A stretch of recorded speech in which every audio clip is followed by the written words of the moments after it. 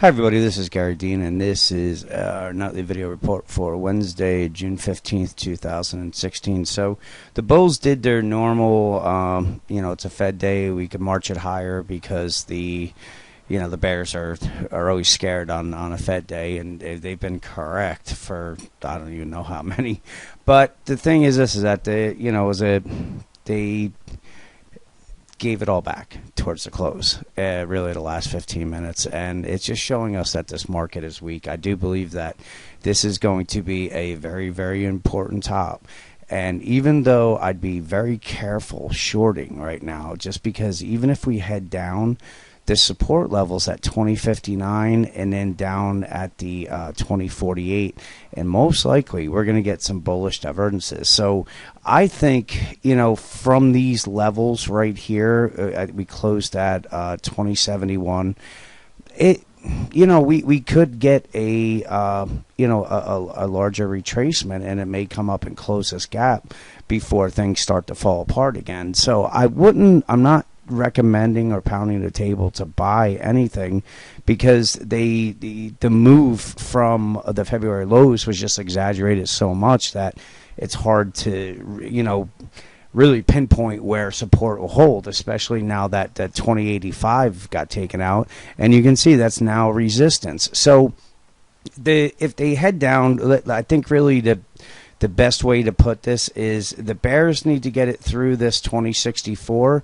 Then they have to battle the 2059 and then also the 2046. So those are the levels that you want to watch. If they end up taking them out, then we're coming all the way down to the 2025 probably in one shot, and we would come down here, and this is where the next set of buyers may be holding.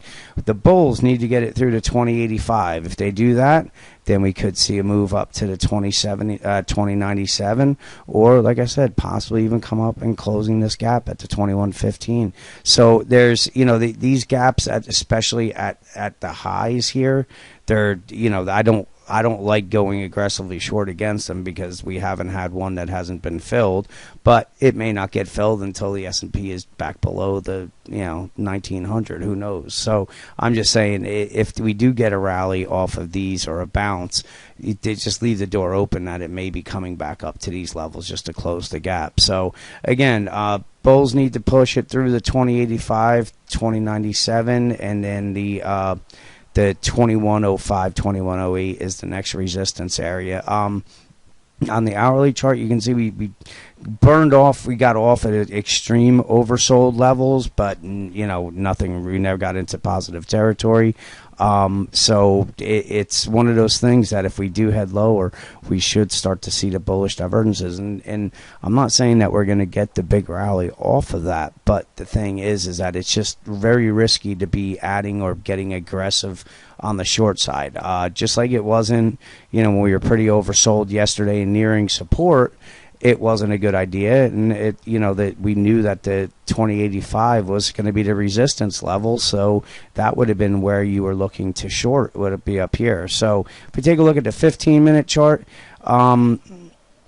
you can see right here this little pop up right here at the Fed. That gave us the bearish divergences, and we know how things closed. So we're kind of neutral, so this can go whatever way and make sense. But like I said, we have fib retracement at 2061 and then also at 2045, and that also matches up with these support levels. So you want to be careful, even if we do head down, that you want to keep an eye on these levels for support. If they start failing, then it just means that this market is really, really sick. They're concerned about the Brexit coming up.